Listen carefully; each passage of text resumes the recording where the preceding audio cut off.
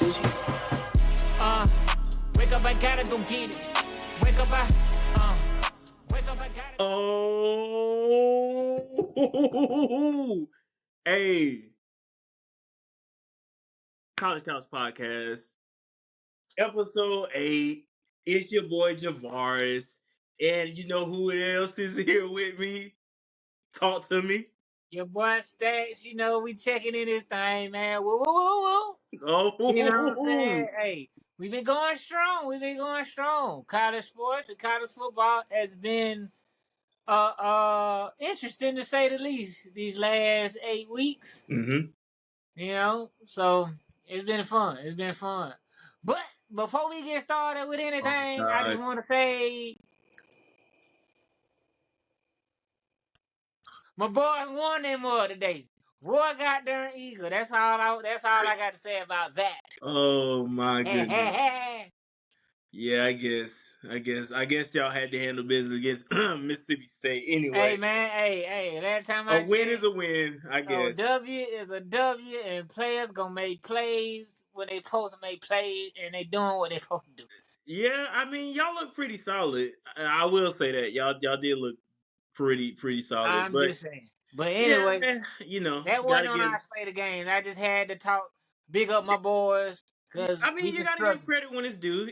When you handle business, you handle business. So you gotta That's stand on right. business. But week 9 of college football, man. Listen, we are getting to that point where it's kind of like you got to start giving that farewell treatment to college football because it's about to wrap. But Yeah, man, it's getting to the nitty gritty now. Now it's yeah, like the losses mean more now. Like yeah, very true, very every true. game means more now because Hmm. everything should be cleaned up now. All that extra stuff in the beginning of the season where you struggling, you trying to find your identity. That's over with. You gotta have your identity in place right now. Like every game counts. Hmm. Every game counts in general, but now it's Yes, important because you lose late. That's your season almost. You know what I'm saying? Unless you can pull a miracle and somebody else loses or whatever, every game is more vital than the next. Like it's always, we always experience this. You know what I'm saying with college sports. Late games, everybody hitting their stride. So mhm, yeah, it's important. very true. I mean, I listen. That was perfect. What was that mean? You say perfect down to the last minute detail. I can't agree more. So no, honestly, I mean, again, this is where everything counts. Like if it one slip up and you're just out of that top 25, I Right. mean, you can win your 6 games. You can win, whatever it takes for you to, be bowl eligible. But that loss can literally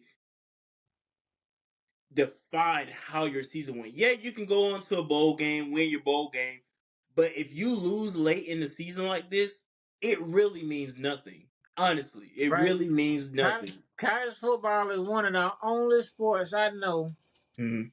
where if you lose 2 games, it's considered a bad season and you cannot compete for a championship. Yep. College basketball, you lose a few games here and there, you good to go. You still Right. can win a championship. Baseball, you still can win a championship. NFL, you can still win a championship. Everything you can really win a championship without, what I'm saying, with losing a couple games, stumbling a little bit. Not college football. Mhm. No, no, no. You're right. You Yeah. lose one, you start sweating. Yeah. You lose that sweat, you lose that second one, you might well just play for a bowl at this point because you ain't going to the championship. Facts. But Facts. that all may change next year. It So we gotta could. watch it. We gotta watch it. Hey, you're right. Coming up on 10 teams in the college football playoffs Right. format, should be really exciting. Definitely brings a lot more, really a lot more diversity in a way Right. to the playoff Right. picture. I mean, we can see teams who really don't get a chance to really make that Right. that Right. mark. So Like it's look, really like gonna be. if we had that 10 team system right now, Mhm. Oregon State would be in the conversation. Yeah. You know what I'm saying? Yeah. Like, and that's big. Like, Mm-hmm. that's been unheard of. Like, it's Yeah. either you was undefeated and you went, or you made the playoffs and you went in the top with the top four. But the fact that you can be number 8 now, number 9 now, number 10, to me, it just makes the sport so much more exciting because teams get to see their teams compete at the highest level. Where we, like I know one year UCF was undefeated, and they weren't, they were robbed of the opportunity to play for a championship. My opinion, they still should have been able. You go undefeated, that's no small feat. You know, some people were saying that they don't think that whatever. They went undefeated. You Mm-hmm. don't get to pick. You know what I'm saying? Who's in front of you? Whoever's in front of you, you beat them. You know what I'm saying? And they did that. So just like that, I think that if you can manage to get in that top 8, top 10, you should at least have a chance to compete. To me, 2 games don't justify you as being a sorry team. But in Right. college football, lasts forever. It's been like that. So, you know. Yeah, for sure, for sure. Well, yeah, man. Again, this is definitely an exciting time, especially with the season about to come to a close. But man, let's get into this slate of games on tap this week. We got, oh man, this one right here is a personal favorite of mine. I've actually had the opportunity to experience this game in person. It's the Magic City Classic, baby. Yes, Alabama sir. State versus Alabama A&M. Uh, Also, we got Duke and Louisville, as well as Georgia and Florida. But let's roll back and go to this Alabama A&M game, bro. Again, personal favorite of mine. Experienced the Magic City Classic in person. What? Goodness grief! I sound old when I say this. I was in the 10th grade of high school, bro. But you're ancient. You're ancient. Bro, I feel old. 10th, I was in. I want to say 10th grade, but it may have been a. No, it was 10th grade. It was 10th. My goodness, that's scary. That's scary. But man, I have stories for days. I may have to get into that a little bit later on. But anyway, man, what a game. Final score 31-16, Alabama State's way. Let me first of all, we got to give our player make plays acknowledgement before before we get into this recap. Wideout Keyshawn Johnson made one of the most craziest catches that I have probably seen in quite a while. So, game about to go into the half, right? Uh, Quarterback Damon Stewart rolls out. They got maybe like 4 seconds left. Rolls out, looks downfield. Keyshawn is probably guarded by maybe 3 or 4 Alabama A&M defenders, right?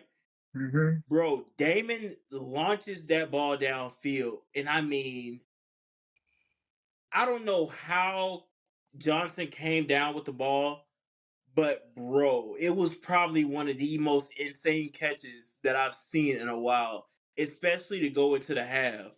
Right, right. That's And with a name like Keyshawn Johnson, he just ought to. He just ought to.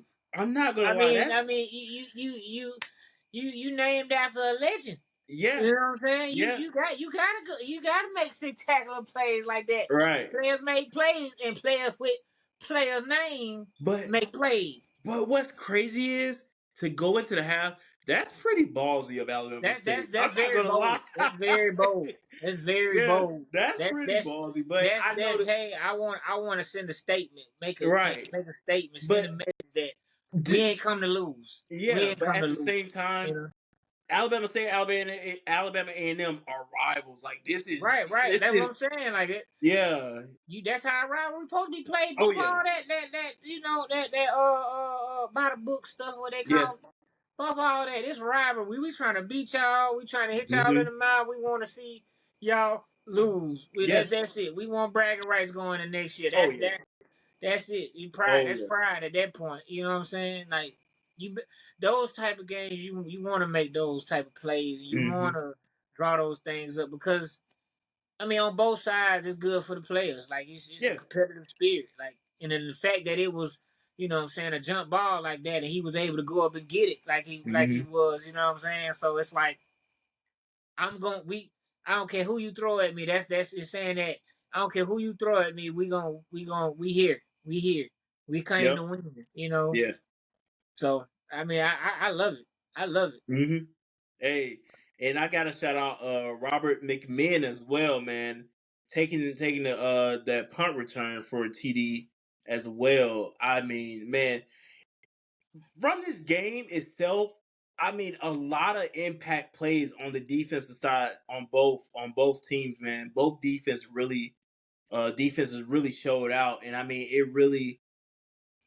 it, that first quarter was really kind of like, okay, like what are you really going to expect in this game? But then I guess Alabama State kind of just kicked the door in and said, okay, Yeah, they they let's they stop they, joking they went around. back in the locker room and figured it out. They Oh said, yeah. okay, all right, you know what I'm saying, let's settle down. It's a Hmm. rivalry game. We can't let them, you know what I'm saying, come in here and do us like this. Yeah. Yeah. Like like it's almost like they said, y'all ain't on our level. Let's strap in and let's go. Like, you Oh know what I'm yeah. saying? And that's Oh that's yeah. how I felt. Hmm. And it's crazy enough.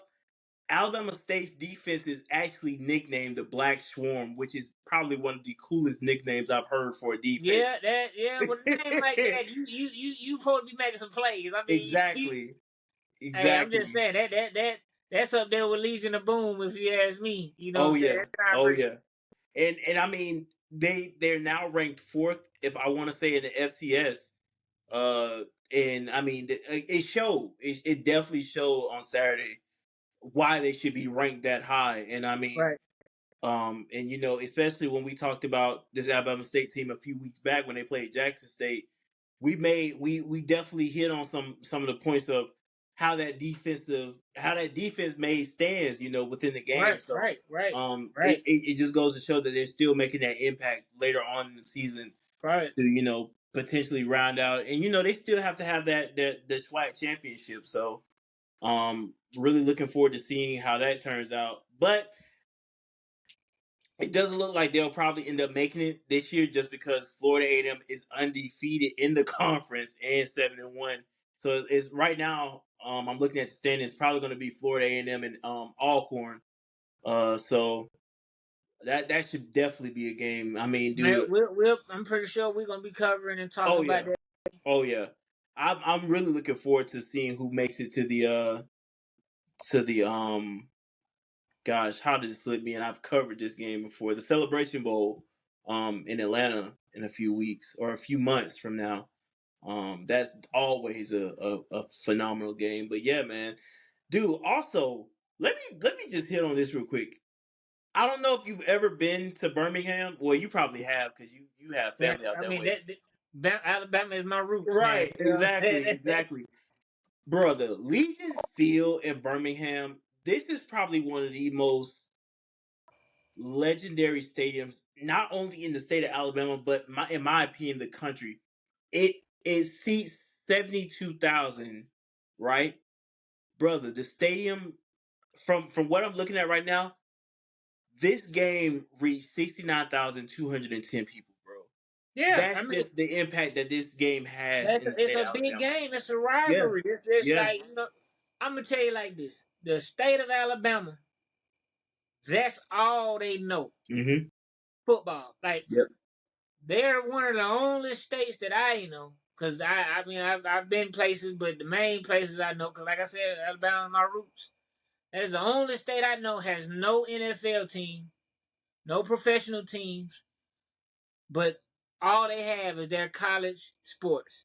And what they mainly focus on is that college football. That's their bread and butter. You know what I'm saying? I mean, they have other sports, things like that, but football in Alabama is religion.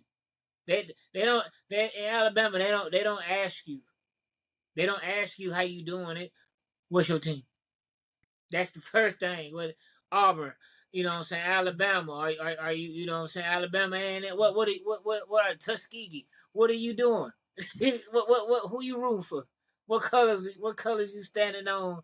You know what I'm saying? So it's definitely a different energy in the state of Alabama when it comes to football. So for them to be packed out like that, it Yeah. doesn't surprise me Yeah. because I know the history of Alabama sports in general. Mm-hmm. You know what I'm saying? So that's religion for them. Oh yeah. So Yeah. yeah, man, and for a big rivalry game like that, yeah, it's a beautiful thing to Uh, see that many people come together and say, hey, we gonna treat this like it's, you know what I'm saying, national TV, right. national championship vibes, Yeah. you know what I'm saying? So Absolutely. And I mean, again, this game definitely is definitely one of the games that I really truly look forward to watching even after graduating from high school. You know, I came up under a band director who went to Alabama State, and after he departed from Jonesboro, the school I graduated from, we had a Bethune Cookman graduate come in. So I definitely hold HBCUs near and dear to me because I came up under two HBCU grads. But man, listen, I guess I'll go ahead and tell a story now. So back in high school, I marched in the marching band, and we were going to the Magic City Classic, and we're leaving pretty much at the crack of dawn, maybe like 2 or 3 o'clock in the morning to get there, for the parade and stuff like that.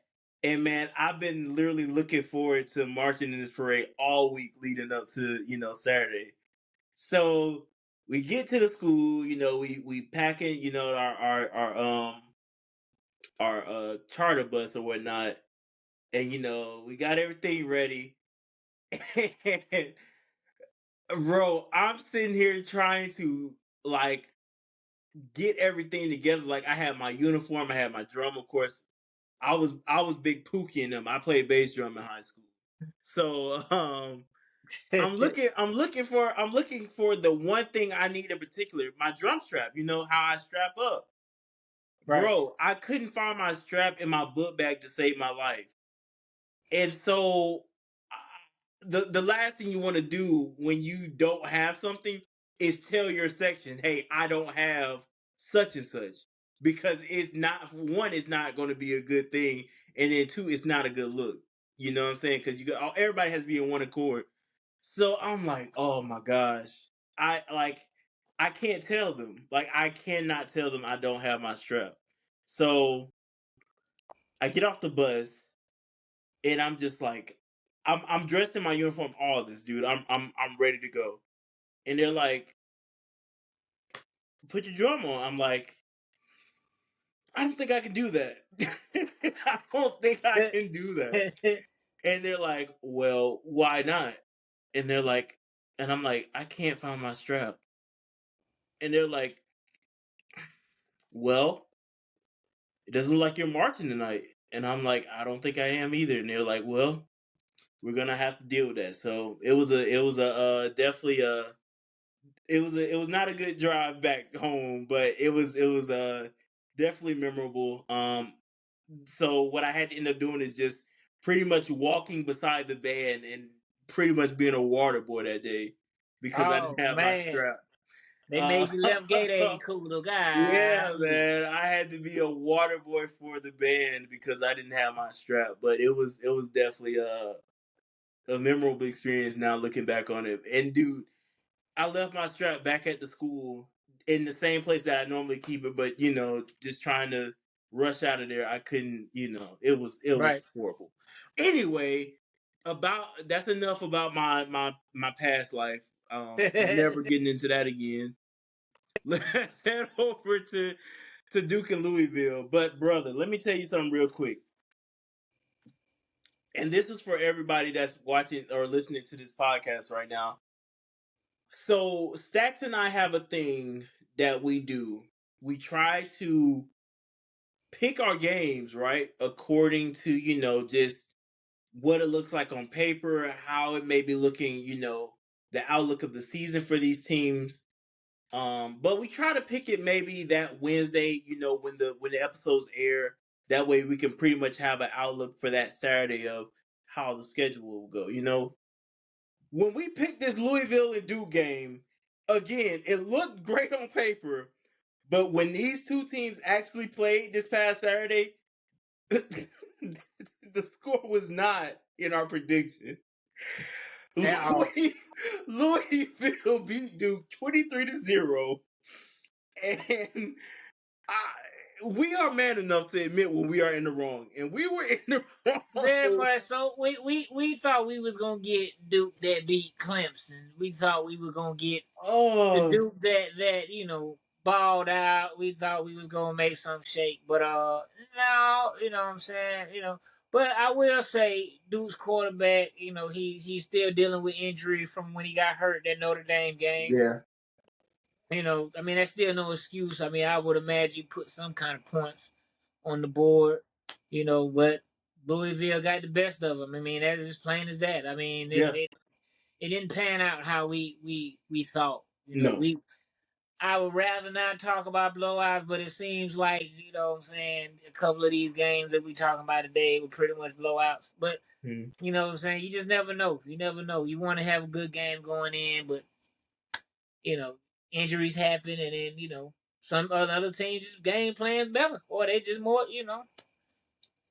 I don't even know how to explain what happened in Louisville, Kentucky on Saturday night because it's just almost like Jack Plumler said, "Okay, I know what to do," and just take over. Even though he didn't throw a single touchdown, it was really on the running game. I mean, the run Yeah, game was when unstoppable. you can dominate it, the run, if you could dominate in them trenches like that, it's gonna be a long day for your defense. Well, let me If tell your you something. offense can't score either, It man. it just it looked horrible Yes, to say the least. it It had looked had me horrible. befuddled. It had me very befuddled. Yeah, Yeah. it was. It's just no words to explain At what all. what could have possibly tried to transpire. I mean, it's nothing. Nothing could possibly be said as to what happened in Louisville, Kentucky on Saturday. Yeah. Yeah. I mean, I can tell Yeah. you one thing: the Yeah. penalties that Duke got, they got 10 penalties for 82 yards. That's a lot of it. Yeah. They couldn't get anything rolling on their It's side of the one of ball. them days for them. It's just one of them days for them where just nothing went right. You know what I'm saying? They were messing up. Like it is. This didn't seem like they were there. Like it didn't seem like it almost seemed like they forgot that they had a football game that day. It, it, That's it that's almost seemed like they got on the plane for Louisville, Kentucky. he. My goodness, because again, if you look at it, this team lost to Maryland, if I'm not mistaken, and they lost to. I'm sorry, they lost to Notre Dame. Right. That's They the lost game to before the FSU, hurt. Yeah. and then they just lost to Louisville. But if you think about it, the game from Clemson to Notre Dame, they played. I don't even know who the second team is. Northwestern, Connecticut. So three teams that they, of course, had to dominate against. So they really didn't face their first big challenge until that Notre Dame game after Clemson. Yeah. Yeah. But essentially you want to ride high for that big win against Clemson, but Yeah. a lot has to go right for you Mm-hmm. to capitalize on that. First of all, health. Second of all, miscues. Got to keep those down to a minimum. Right. You know what I'm saying? And execution. Mm-hmm. So, but if you got one of those out, it's hard to capitalize like that because if you got an injury to a big player, okay, that takes out, what I'm saying, the execution part because the big player was what's executing those plays. Right. You know what I'm saying? And then the miscues, once you get down, it's hard to get back in it. It's hard to get back in it. And It's then tough.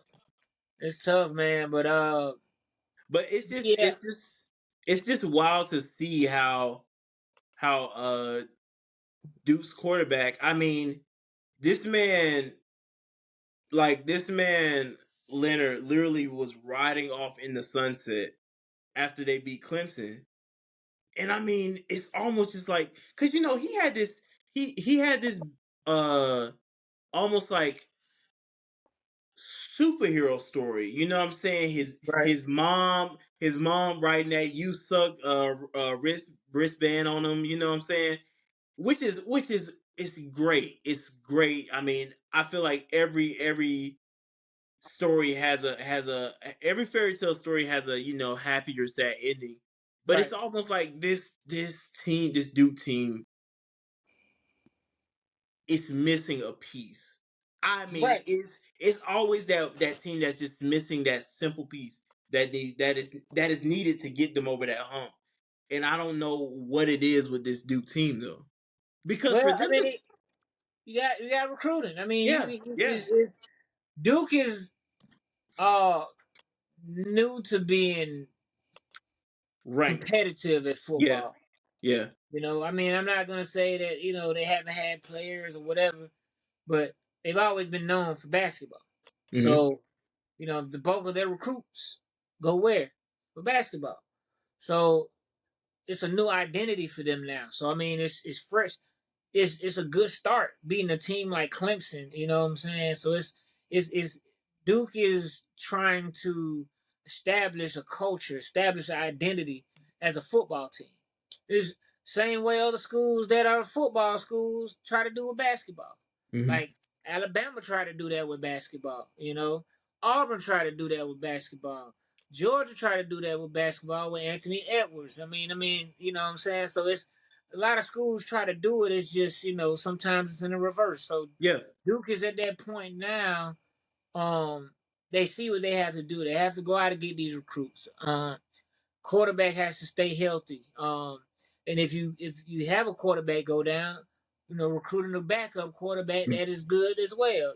right So it's gotta happen in that. I mean, I don't think that it's gonna be overnight. Always. I mean, I think whenever you beat a big time school that you weren't supposed to beat, everybody wants to jump to conclusions like, oh, this team is gonna be this team is gonna be that. No, let's wait to see it out. I mean, they're healthy right now, so hmm you know we all know in any sport, the team that usually wins the championship is the one that either stays the most healthy or has the best players to back up the players that are not healthy. So, you know, I mean, that's what it boils down to. So, I mean, Duke is just trying to establish an identity, establish culture, trying to figure out, where they go from here. But they have a great launching point. So, mm, I think they're gonna be all right. So I mean, she's got to be patient. Like you said, they're missing one piece. You know, or maybe even a few pieces. But yeah you yeah know, I and mean then but they have to identify those in recruitment. mm, So yeah yeah I agree again Duke is new. Duke is very new to especially to being in the ranks, um, which I think had a lot of people shocked, especially after that win after over Clemson. right. So it was yeah, definitely. So um again, hey, Louisville had to handle business. Jake Plumler, that run game was unstoppable, dude. 234 Right. yards, 2 touchdowns, and of course receiving, handling business. Uh, Shout out to Jamari Thrash, bro. I think that's just a cool name, Jamari Thrash.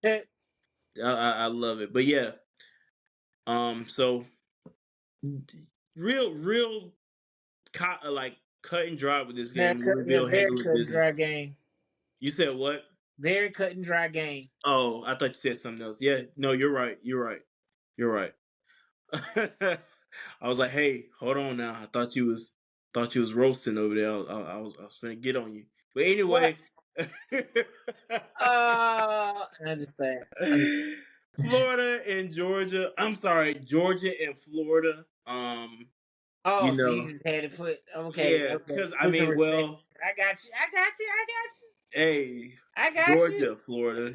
Well, like as I said, we had a couple games that were blowouts. But hear me out. Now, before the season started, there was a few games on Georgia's schedule that a lot of people really put question marks beside. With this game being one of them. I mean, Of course, because this is supposed to be a big rivalry. Mm-hmm. But at what point does it stop being a rivalry when one team dominates so long? Mm-hmm. You know what I'm saying? Like Florida hasn't won in how I don't know how long. Florida has been up and down for the last few years. We don't know what we're gonna get, you know. So, I mean, the people, of course, they're gonna want to put because right now everybody wants Georgia to lose except Georgia fans. Yeah. Everybody wants Georgia to lose because they're the top dogs, which is understandable. Because when Bama was top dog, they wanted him to lose. USC was a top dog, they wanted them to lose. Ohio State, same thing. So whenever you're the top dog, you want everybody want to put that asterisk by your name. So, um, by Georgia Florida being such a big game and big rivalry, um, every year everybody always says, "Well, Florida's probably might beat Georgia this year. Florida might be, you know." But me personally, I feel like Georgia's gonna wipe the floor with Florida because Florida has way too many inconsistencies, Mm-hmm. and it being at a neutral site, which technically is not really neutral, but Georgia fans travel. So because Georgia fans travel, you know, they were able to pack the seats. So it's not like you playing away because you got a lot of fans in the seats. Mm-hmm. So, you know, and then they have talent. Everybody thought that because Brock Bowers went down that Georgia wasn't going to do anything. But they forget they've had the top five or top recruiting class the last few years. Mm-hmm. So they always have a 5-star recruit waiting to replace that 5-star recruit if that 5-star recruit goes down. So you can't like in order to beat the best, you got to be dang near perfect. Mm-hmm. Just like whenever teams have upset, you know, Bama or whatever, they've been dang near perfect, and if they've made a mistake, they capitalize. Right. Florida just couldn't get it done. You know, I thought it was gonna be, you know, Georgia at least by 2, but I didn't think it was gonna be like they did. They opened it up, but Yeah. you know, And I mean for Florida to strike first, I was like, okay, it's going to be one of those type of games. I was like, okay, the defense is going to wake up eventually, but when? Because on that first, you know, on the scoring drive that Florida scored on, I was just like, okay, they're moving the ball downfield. They're moving the ball downfield at a rate where we may not be able to stop them. Okay, they scored.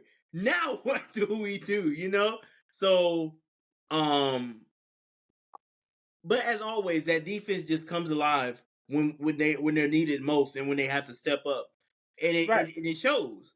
right, So when you're putting when you're putting a team, especially like Florida, that definitely has quite a few weapons like Ricky Parcel, Eugene Wilson, Travis Etienne, Montreal Johnson. All these guys play a factor into sure, that Florida offense. for And sure, so when you have to not only have that defense literally on 10 the entire game, but you have so many offense threats on the opposite side of the ball, it takes a lot. It takes a lot. yeah. Don't get me. So It does, it yeah. does, it does. But the thing people miss about Georgia's defense is very disciplined. Hmm. Even though this whole year they've had slow starts, Hmm. but they very, very disciplined to where they okay, they make a mistake, short memory, let's get it back right, right? They have a defense full of leaders. So you have a defense full of leaders, they're human. They mess up, you know what I'm saying? Florida is wanting to beat you. So their will that first drive was it was more about that than you know what I'm saying, than the lack of defense. It wasn't a lack of defense. It's just they wanted it more that drive. But the thing about what I've been noticing with Georgia's defense, even this year where they've let up more points than they have the last 2 years, they always bounce back. That is the number one thing. And in halftime, of course, Kirby Smart's infamous speeches or whatever he says, he figures it out. So he says, okay, because they're not doing anything special. So defense is okay, and then if you're a defense and your offense is playing good, as a defense, you want to be like, all right, well, shoot, they playing good, they putting up points. We got to make some stops because it's not going, because no side of the ball wants it to be their fault that they Mm. lost. So defense don't want to give up points. Offense want to, don't want you to stop them. So Georgia's like that. Like, defense say, oh, okay, Carson Beck handling business, you know what I'm saying? Without Bowers, we got to step up. Now, who's going to step up? And I feel like that's how they played. I mean, and that's how, their identity is, Like I said, they all year they've started off slow. Mm. Both sides of the ball has kind of that. Not I don't want to say struggle. I just think they just take a little bit longer to get going. When in past years, as soon as they cut the iron on, it's hot.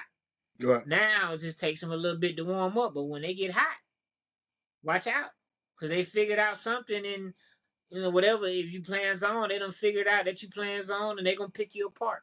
Defense the same way. They Mm. figuring out what you trying to do. Okay, you trying to use running back on the swing plays in the flats and get them up top. Okay, well we know we got to answer for that. You Mm. know, so it's the same thing. So I think that Georgia figured out what Florida wanted to do pretty quickly. Yeah. So I mean, like I said, I wasn't surprised. I thought Georgia was gonna win this game by a pretty decent margin, but Mm. y'all, like I said, you always want to put that asterisk by the top dog. Yeah. So even if your season ain't going championship, just the fact that you can say we beat the number one team in the Mm. country. So Yeah. And I mean, again, I've been a fan of Ricky Parcel and Trevor Etienne for a while. Especially with another Etienne being in that other league that of the pros. We don't speak on right, too much pros on the college couch, but you really watch these guys and you're like, okay, they're gonna make an impact. So I even as a Florida hater, I still have a lot of respect for the uh the offensive threats as well as defensive threats that Florida has, because those guys can ball. They can right, definitely ball. right. But on the other side of things, listen, no Brock, no problem. I mean, Lad McConkey came in, showed out. Oscar Delp coming in and doing his thing. Dominique Lovett. But let me tell you something. I actually paid attention to not that I don't pay attention, but I've been watching a lot of Carson Beck's mechanics in his Beautiful, throwing, and beautiful. when you mentioned it a few weeks back, I really didn't look into it like how I did this past Saturday.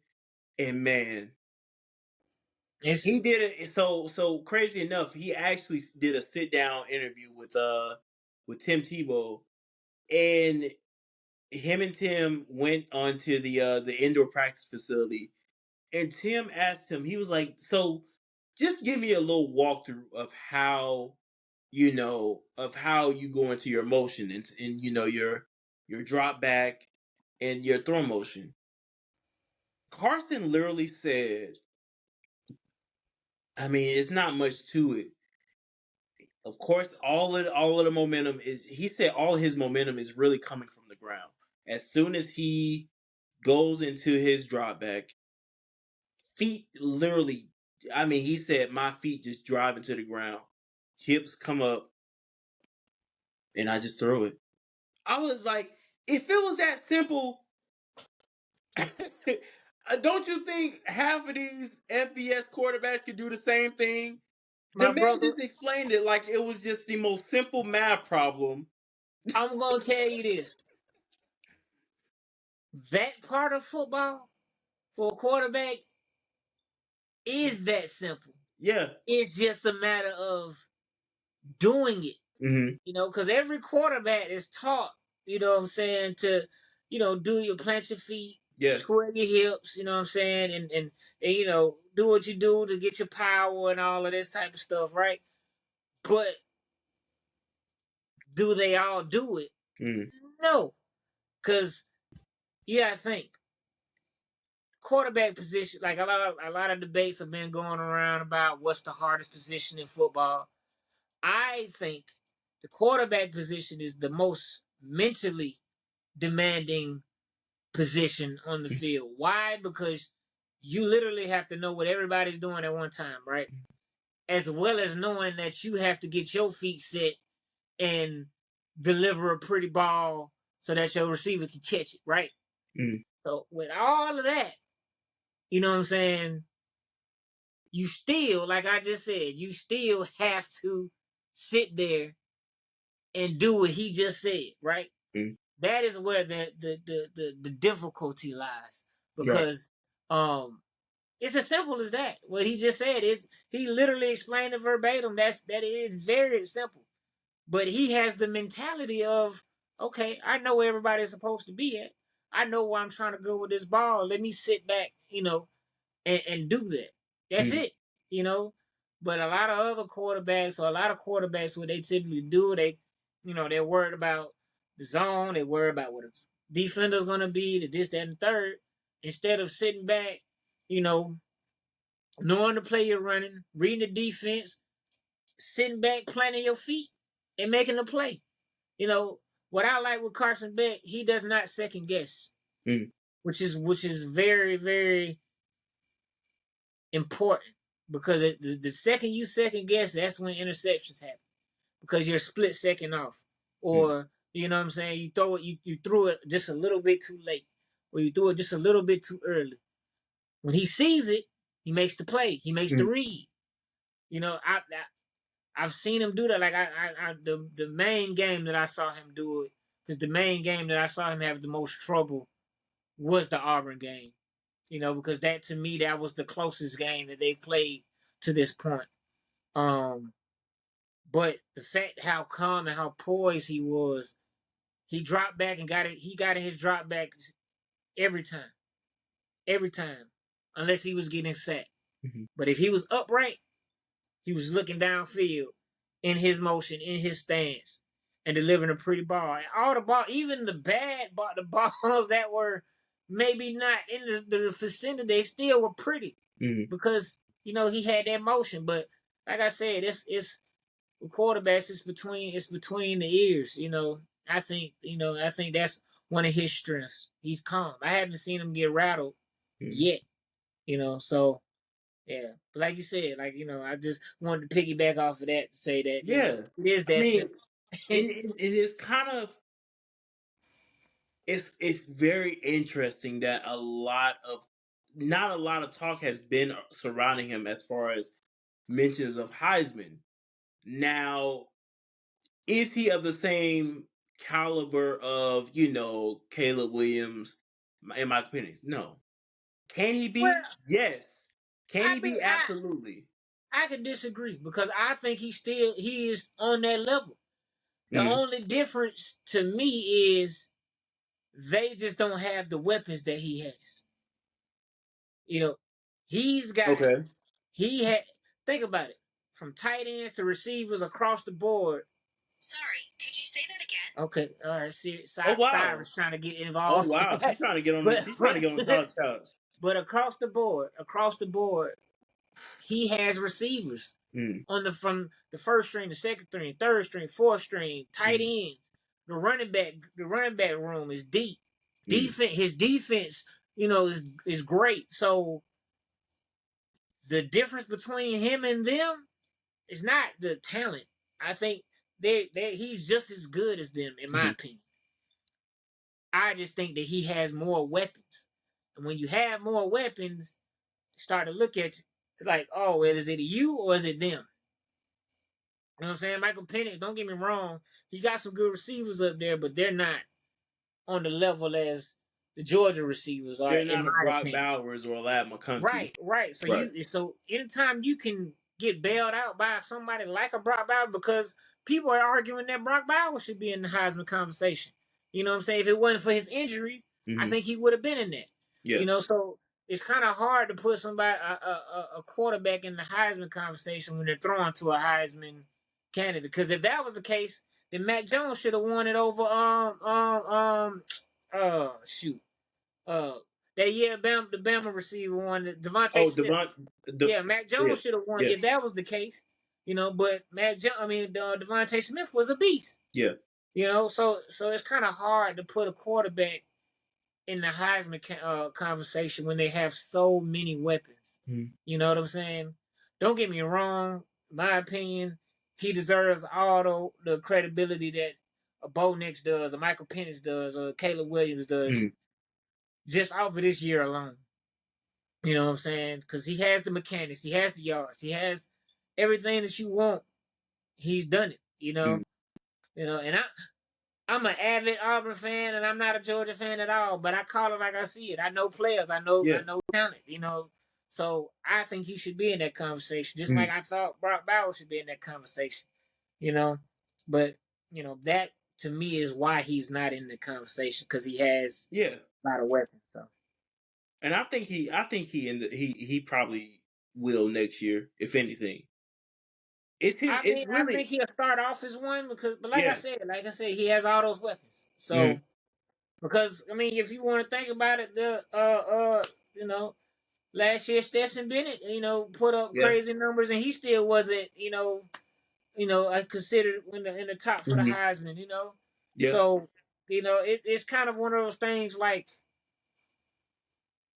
when you like, for instance, I tell you like just like this,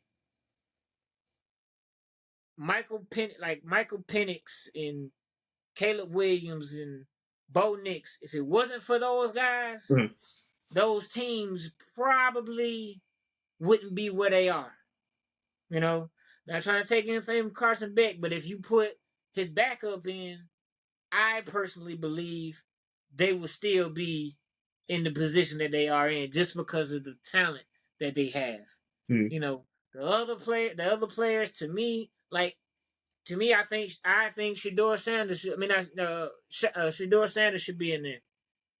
I think he should be in there just because without him, that team doesn't really do as much. Even though he has a lot of talent around him, they've shown that without him, it don't work.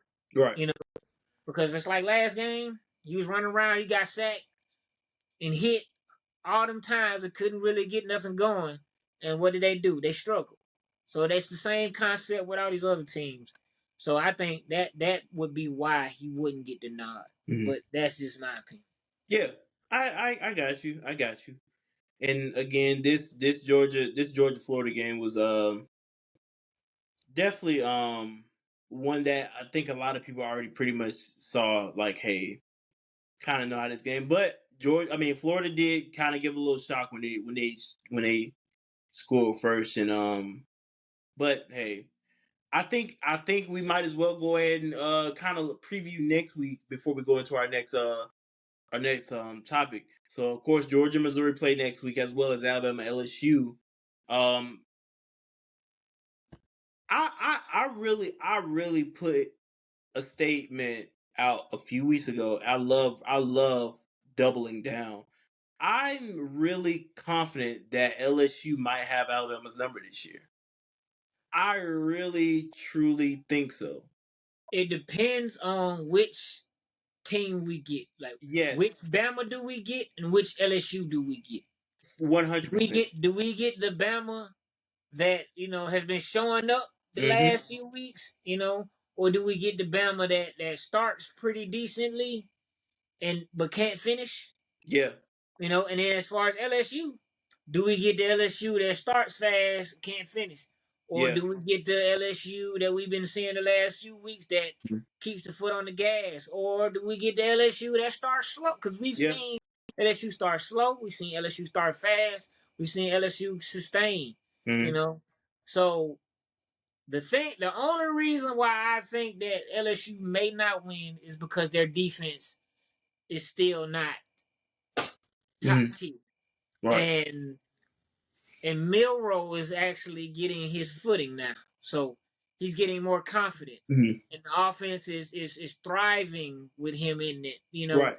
They're not as dominant. By no means are they as dominant as they once were, but with him in that game and him getting his confidence, and the coaches instilling it in, and Nick Saban ain't taking no mess at all no more. Mhm. So with and Bama knowing that the only thing they have to fight for now is SEC championship, and if they get to that and they so happen to win that, they can reinstate their claim for a championship. So if they're knowing that this game in itself may decide whether they go to the championship or not, you know. So I personally think it's gonna be a good game. I think it could go either way. Just depends on because the good thing about Bama's defense is not bad. They're not bad, and they're used to playing in practice against a scrambling quarterback. Mhm.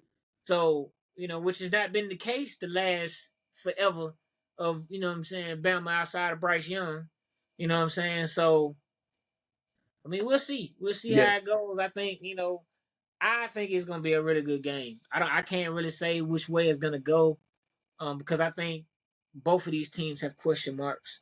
LSU has shown more dominance, a little bit Mhm. more dominance than Bama, but I think they both have question marks. Like, can you sustain? Because if I'm gonna be honest with it, if LSU's quarterback takes another big hit, I don't know if he can come back from that. I don't know, but he's tough as Jaden, nails. But he's been taking some yeah, hits this Jaden, year. Jaden has taken some hits, and it's crazy enough. I mean, it's really hit or miss because I mean he's very elusive.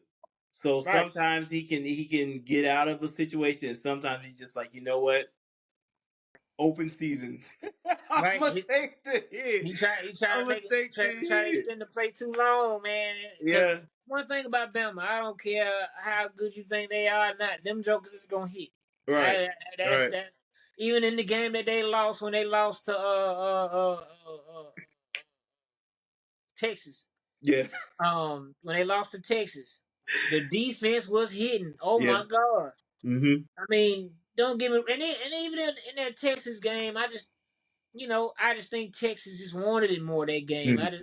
I don't think Bama played bad because Milroe still did his thing. They just didn't. Texas just wanted it more because last year, Bama beat them in their house, and you know what I'm saying. So, I mean, it's a lot more that goes into football than just X's and O's, man. Yeah.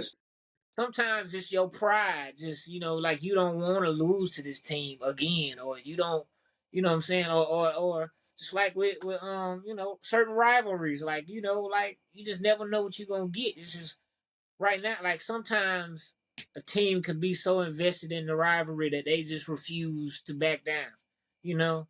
And I've seen us being Georgia Auburn fan, we've Mm-hmm. seen how that could happen. You know what I'm Yeah. saying? So and so I think it'll be a good game. I think it'll be interesting. I just don't know which way it's gonna go. To be honest, Right. I'm just being Got honest. you. Yeah. 'Cause Well, we'll I think see. Bama's at home this year, or they're at Death Valley. To my knowledge, yes. I can tell you right now. It will be. Hold on. I got you. I got you. It shall. I think so. I want to say it is. 'Cause I can't remember. I mean, I watched the game last year when LSU beat them in overtime and everything, but I couldn't remember if Yeah. it was at Bama It's. or not. It is at. Uh, oh, it's at Brian Denny. It's at Brian Denny. So Yeah. it's So gonna, it's gonna be interesting. it's definitely, yeah. But I mean, regardless, it should be interesting. I mean, whether it be in Tiger Stadium or whether it be at you know, Death Valley or Tuscaloosa. I mean, I feel like it'll be an interesting game. So The no, only reason I ask that is just because when you're at home, mm, it's just different. yeah, Like it's yeah, like for one, it's a rivalry. For two, you at home. You ain't mm, trying to let your rival. You know what I'm saying? And this Bama team already has a chip on his shoulder. Right. because everybody's been talking down about them, how they ain't the team, they ain't it, they don't got no heart. They I'm like, y'all lost one game. So y'all can still save y'all season. Mm-hmm. And the team that y'all lost to was a solid Texas team. That had bad taste in their mouth from last year. So all you gotta do is win out. I mean, I hope you don't win out because I gotta see y'all at the end of the year, but you know what I'm Hey. saying? So I mean, I think it's gonna be if Bama has any pride about themselves, they will come out and give it their all and make LSU work. Mm-hmm. I want what you want to do. You want Jaden Daniels to beat you. Mm-hmm. That's who you want to because he's gonna have to do so much. If he has to beat you, he's got to do so much. Right. You know what I'm saying? And we've seen when he has to do a lot. You know what I'm saying? It's sometimes because like he got hurt when he had to do a lot, and they almost lost to who was that, Missouri? When they Mm-hmm. played and it was like 40 something or whatever. They won by like a touchdown or two or something like that at the very end. You know, so Yeah. I just say they wear them jokers down. You know what I'm Mm-hmm. saying? Bama has the talent. You Yeah. know, like LSU has the talent. It's just a matter of who's gonna show up. Yeah, and I think the same is to Georgia and Missouri as well. I mean, we seen what Missouri almost did to Georgia last year, which had I think every Georgia fan pretty much literally like I underneath a security blanket because The it world was shook. oh yeah, it was getting like, okay, what is happening and why, like how, like there were the five W's: where, when, why, and of course that one H, how. You know what I'm saying? Like it definitely was an eye opener for Georgia Right. because of course they were on that streak, especially with the SEC wins, but also they were undefeated, and so they were definitely getting a test, unexpected one at that, because Right. everybody thought they were just gonna go into Mizzou and just handle business and head home. But no, Mizzou said, "Okay, you're not getting out of here as easy as you think you are," Right. and Right. that's when the legendary comeback occurred, and they had to handle business. You, So you just don't know, man. Like that's yeah, the beauty of college sports in general. hmm You didn't air any given day, anytime yeah, you step on that field, especially. hmm I just want to reiterate this because people seem to forget when you are the number one team, everybody wants your head. I don't care if it's daggone high school team you playing hmm against. You number one, they want to be the team that says, hey, we might not be able to compete for a championship, but guess what? We beat the number one team in the world and may have spoiled their championship dream. yeah, Everybody. Everybody they play against they're gonna get their best foot. So Georgia cannot take anybody lightly. You got to play. It's almost to the point when you're a number one team, you have to play every game like it's a national championship. hmm Because if you don't, that could cost you the national championship. hmm So to me, Georgia shouldn't have any problems until like they shouldn't have any problem until maybe the SEC championship because they have to either see Bama or they have to see LSU. And I think LSU could give them the most problems, in my opinion, just because you know Jaden Daniels what he can do. But I just think that they just have to play They have to be dominant, like because even if they lose a game, it's still gonna be hard to keep them out of the playoffs. You know, the only way you can keep them out of the playoffs is if everybody else wins out. We know that's not gonna happen because Michigan has to play Ohio State. yep, So it's gonna be tough. You know what I'm saying? So it's and I mean, we'll see. But yeah, they have to come in and they have to continue to be dominant. I mean, can't let any days off because you see hmm when they almost slept on Auburn, they almost let up. One for that big man Brock Bowers.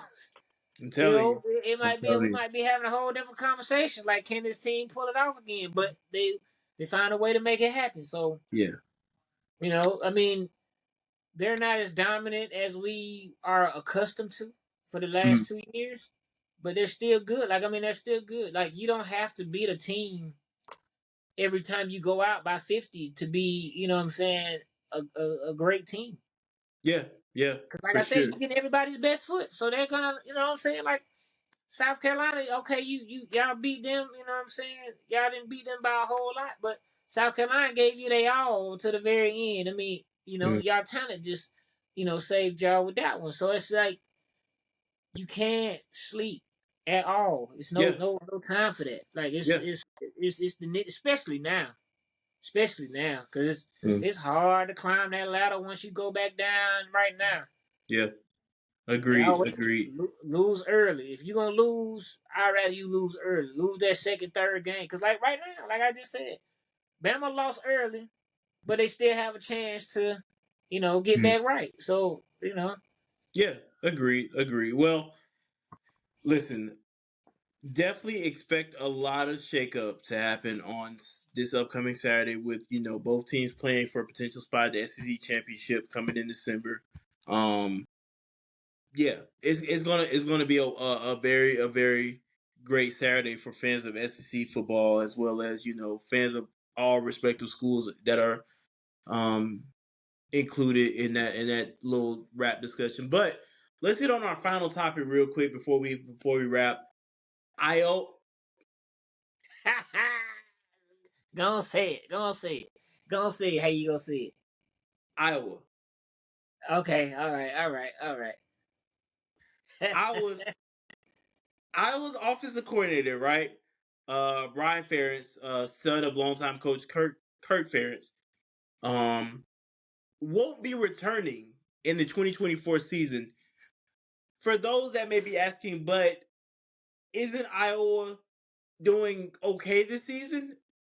Okay, yeah, they may be doing okay this season, but they're second in the West, under Minnesota. But the reason being, they've been having some offensive struggles, not only this season, but apparently for the last few seasons. Now, if you think about it, they're well below a 25 points per game provision that was in Ferris's contract. This is the Sun. Also, they rank 118th nationally in scoring offense at 19.5 points. Not only that, they're last nationally in yards per game at 232.4 yards a game. And then that's second, that's worse, right behind Eastern Michigan at 258. So yeah, it's And about time to get but up out of there. but but hear me out. The last thing is they've also faced some significant injuries with losing their starting quarterback as well as their tight ends. Well, So, well, yeah, I always say, you have to have the personnel to right. execute the offense. But But how that should your be dad? changing. That should be changing from year to year. Yeah, So but if I just want to last know how year your they, dad fired you though. huh? Your dad is the one that kicked. I'm not gonna say that his dad kicked him off, but his dad is the head coach. So you mean to tell what better person to critique you? Yeah. No, You mean to agreed. tell me? You Agreed. mean to tell me? Okay, since we talk about dad, and son on the same team, you mean to tell me if Shador Sanders threw 4 interceptions, 5 interceptions, and had a bad game, you don't think Dion gonna get on that man and say, "Hey, bro, man, you slipping? Like, Oh, what's going agreed. on?" One So, hundred so, percent. so, Yeah. so, so, if as a coach, because as a Mm-hmm. coach, you have a short leash, right? And you already have a short leash because your dad's the coach, right? Mm-hmm. You are last in every category that you're supposed to be good at, Yeah. right? Yeah. So, as a parent or as a coach in general, I can't, I can't just because you're family, just because you're my kid, I can't I can't risk the program Mm-hmm. for you Right. because it's bigger than because if it had been any other coach on the staff, they'd have been gone like that. You know Mm-hmm. what I'm saying? I have to treat you if you're gonna be on my staff. I have to treat you like any other staff member. Yes, you have my last name. That's how you got this job or whatever. But you have to be good at your job. Because if he was number one in every category or even top 20 in that We wouldn't be category, having this we wouldn't conversation. have this Yeah. conversation. Because it wouldn't be because you've shown to me that you can do that, Mm-hmm. right? But if you are last in every category, like the fact that you are even in the bottom two of what you're supposed to be good at, you gotta go. You gotta go. I mean, I'm just being honest. Like if you can blame it on the personnel or anything, but okay, your personnel could be hurt, but you in the last, you in the like you not even in top 50, not top 75. So that means I was a big school. So you're telling me I'm below the small schools? You know, no, no, no, no, no. I mean, yes, you have great competition. Yeah, okay, cool. But we also got good recruits because I will always been, a pretty decent team. I mean, they Mm-hmm. haven't, made national noise as far as getting in the playoffs and stuff like that. But you know, I wonder why. If Yeah. you can't score the ball, you score 19 points, you ain't gonna win too many games that play. This ain't back in the day where you can win a game 9-3. Yeah. No, offenses are more explosive now. Yeah. Offenses are taking shots down the field. Offenses are creating space with the run. Offenses are using running backs as receivers. Offenses are doing Mm-hmm. so much more.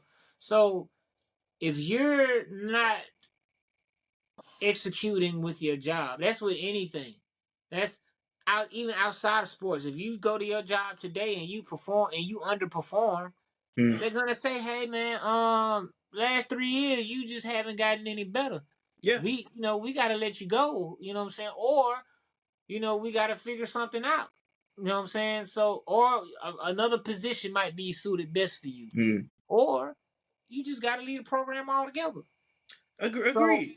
And I mean, I'm not mad at that. If you're at yeah. the bottom, if you below Eastern Michigan and you are Iowa, Yeah. I mean, come on, man. Like, And come I on. mean, his dad has been there since 1999, and he also stated, "I've been here for 34 years, two different times, and I've never witnessed a coordinator being relieved of their duties." If you don't think somebody is getting the job done, then yeah, you have to just maybe it's time to move on or whatever. Try to evaluate your people. That's part of your job. We haven't had much turnover here. End quote. This is college football, sports in general. It's a business. Yeah. It's a results based business. Mm-hmm. Like, okay, you don't have to win the championship every year. Mm-hmm. You know what I'm saying? That's that's everyone's standard. Everyone wants to get to that level. But if you can compete and say, okay, I had the number 5 offense in the country. I had the number 3 defense in the country.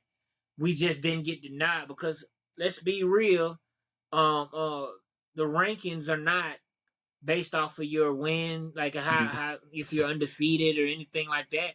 It's based off who you play. Right.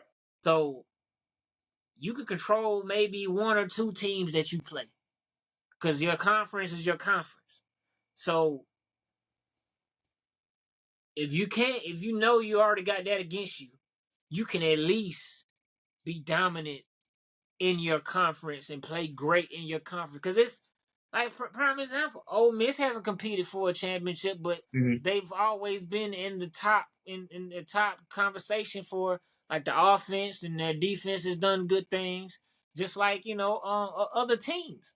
Like Florida at one point was dominant in offense and defense and this that and third at one point in their tenure. The last few years they were good at certain things. Mm-hmm. You know, no,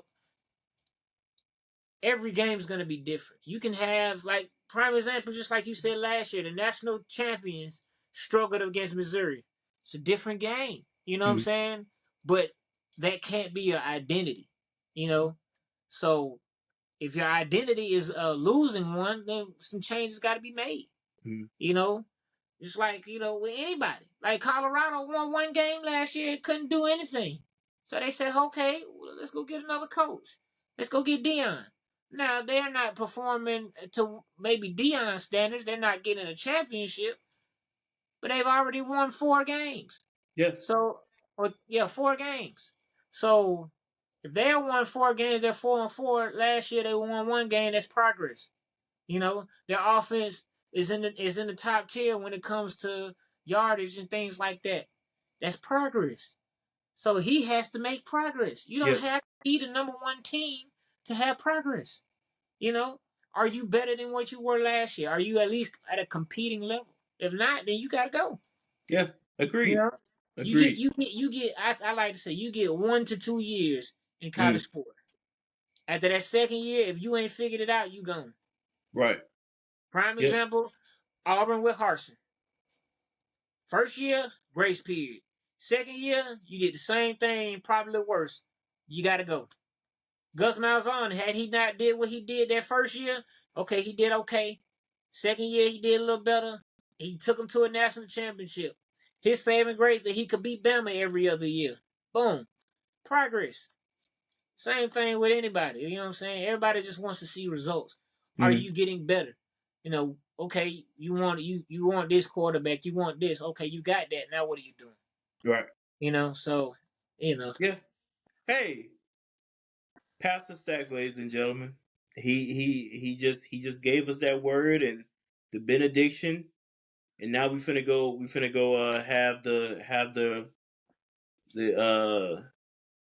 the the fellowship hall lunch with the one chicken leg and the one roll and some potato salad. But listen, it's been it's been that joker said one roll of potato salad. one roll and a potato salad, man, and 1 cup of unstirred lemonade. But anyway, this has been there's been another great episode of the College Couch. Listen, thank y'all so much for y'all support as always. We love y'all. We cannot do this without y'all.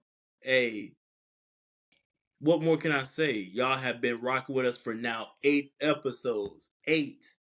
We're on our 8th episode, and I mean we're just constantly growing and putting out more and more content by the day, and we can't do it without y'all. Talk to me, Stackz.